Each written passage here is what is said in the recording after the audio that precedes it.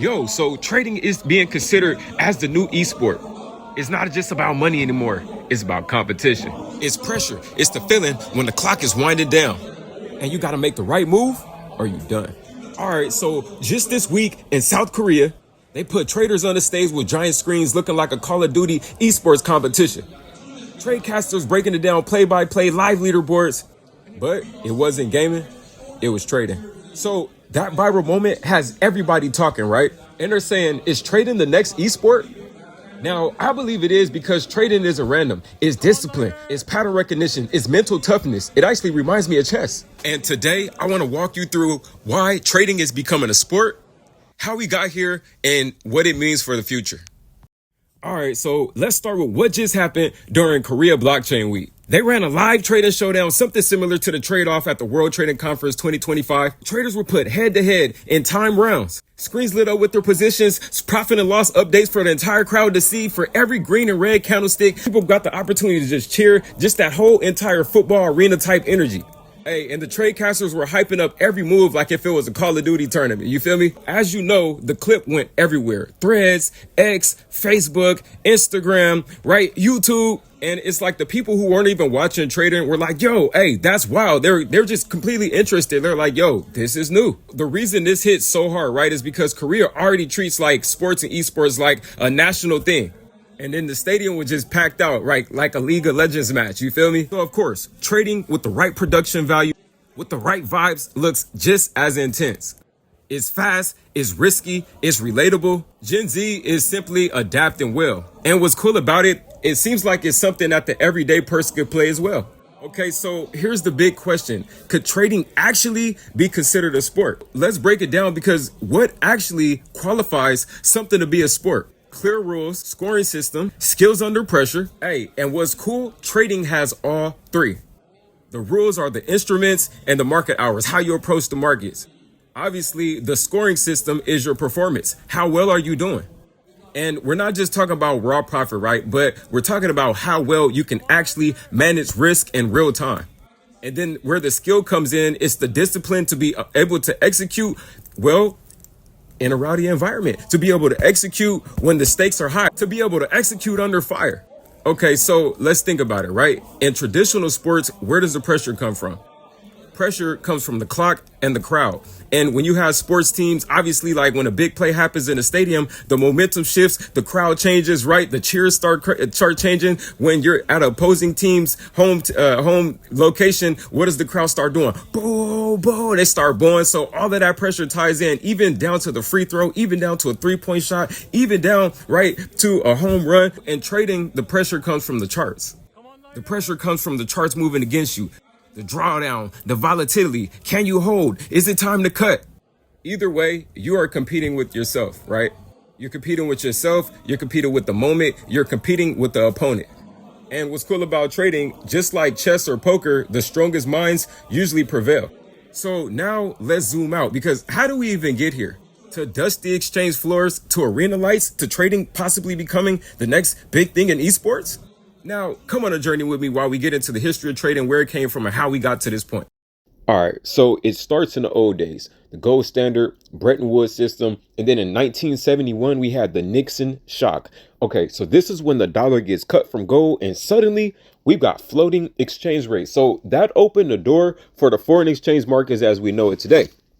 Fast forward to the 90s, to the rise of ECNs, electronic communication networks. So platforms like Instinet and Archipelago made markets digital. That's when trading left the pits and moved to the screens. So early 2000s, we got decimalization. Stocks from trading in fractions to pennies. So that made spreads tighter, execution faster, and trading more accessible. Then came the real unlock, right? The internet boom. And with the internet boom, we had mobile apps, zero commissions, and then suddenly anybody with a phone could trade on the go. And then crypto, right? What crypto brought was a 24/7 market where the grind literally never stops. That's the timeline from global policy to tech to culture. So each step took trading from an insider's gain to a mass market sport. Okay, so here's why I think trading should absolutely be treated as a sport. Because like every sport, you have to train through simulation, right? Think about it. Fighter pilots use simulators before they even touch a jet. Truck drivers use simulators before they even hit the highways. Esports pros run scrims all day to sharpen their reflexes. Basketball players do continuous drills. Football players, baseball players, hockey, we can go down the line, right? So simulation is how humans improve. Trading works the same way. Paper accounts, backtesting, replaying price action, these are all simulation tools. And what they're doing is training your brain to simply recognize patterns, control emotions, and execute decisions under pressure. Now, that's no different from running drills in actual sports. Trading is just, well, mental reps, right? Now, Kobe Bryant, Michael Jordan, a lot of greats talk about this, and that's the law of visualization, being able to visualize, being able to see things happen before they happen. So just, tapping into your mind and really, being able to visualize this certain action and a certain outcome that you want, that takes your mindset to the next level, the championship level to the next level. Kobe, when he dropped the 60-point game, he talks about how he's seen it in his mind first. So when people see it in their mind, usually they can achieve it. And that's what trading gives us the opportunity to do, right? It's how we improve. So trading is just mental reps, right? The better you practice in your simulation, the better you practice on the field, the better you practice. And if you actually work on the good things, work on making yourself better, train right, then your performance is going to be strong when you're live. So let's talk about gamification versus the legit sport of trading. Now, some people say, yo, this isn't gamification. Brokers making it look like a video game. Okay, listen. So gamification is just a double-edged sword, right? On one hand, brokers use fireworks, badges, confetti, all type of things to make people, well, click more. And that can be dangerous and push bad habits, right? But when you set legit rules like standardized capital risk limits, drawdown penalties, then gamification actually becomes competition. Then it's not a casino, it's a sport. You're no longer chasing dopamine hits. You're measured by the discipline, the execution, and performance under structure.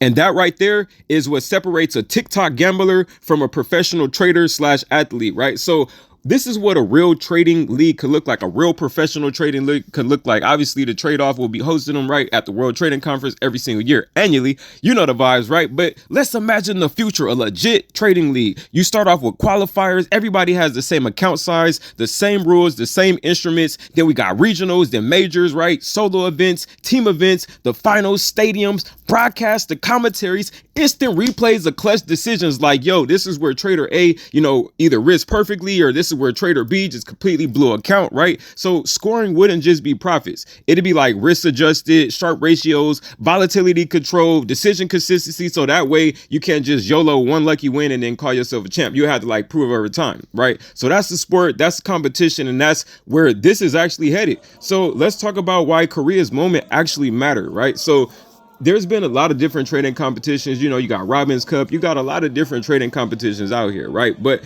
Korea has the infrastructure. They got the esports stadiums, procasters, and a fan base that loves competitive mental games. So that's why this viral trading showdown, right, hit so hard. It wasn't just finance. It was entertainment. It was culture, right? And I was wild too. I was like, oh man, that's amazing. That's what we're doing out here in LA, right? So that's the turning point. The moment just, trading leaves private screens and it actually enters a public arena. So just like poker did when ESPN started televising the World Series of Poker, now people are going to start asking, who are the best traders in the world, and can we watch them go head to head? I believe that's the only way to solve it anyway. Okay, you're the best, head to head. That's what we see who's number one. That's what we do in every other sport. So here's my challenge to you, right? Stop thinking of trading as just money. Start thinking of it as a sport. Train with simulators, build discipline, compete with yourself first. Because if this movement grows and this legit league forms, trading is going to be a part of the esports, right? And the people who took it serious early will be the champions that everybody is watching later.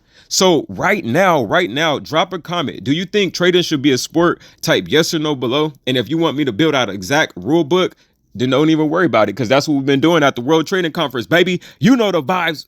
I believe the future is coming fast, and it's not just charts anymore. It's competition, it's culture. This is the next sports now, right? Let's get it.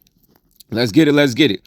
So it's your boy Ty. Let me know, right? If you come into the World Trading Conference, you're going to watch some of these fire traders get off, get active. Let me know if you tapped in. Let me know if you locked in. And then also let me know what your favorite thing to trade is, right? Always interested to know what people like to trade. Are you guys more index traders? Are you long-term traders? Are you investors? Or do you actually trade for the sport and the love of the game of trading, right? Do you trade Forex? Do you trade stocks? Do you trade binary options? Do you trade crypto? Like, what is it that you trade? Let me know. And then also in the chat as well, right? Where are you guys from? Because I know like people are from all around the world. And like I said, I'm going to be dropping. I want to connect with the audience. I want to connect with the people who want to connect with me. If you guys got good energy, then we should be connected. If you got great energy, then we should be connected. If you love trading, if you love Forex, if you love finance, then we should be connected. Shit, if you love entertainment, if you love music, if you love the arts, we should be connected, right? So ultimately, you know, I'm not for everybody, right? Everybody's not for me, but my tribe is my tribe. And over here, we just do things different, right? We do things different. Now, it's your boy Ty. Make sure you guys like, comment, and subscribe. Don't forget to like, comment, subscribe. And I'm out.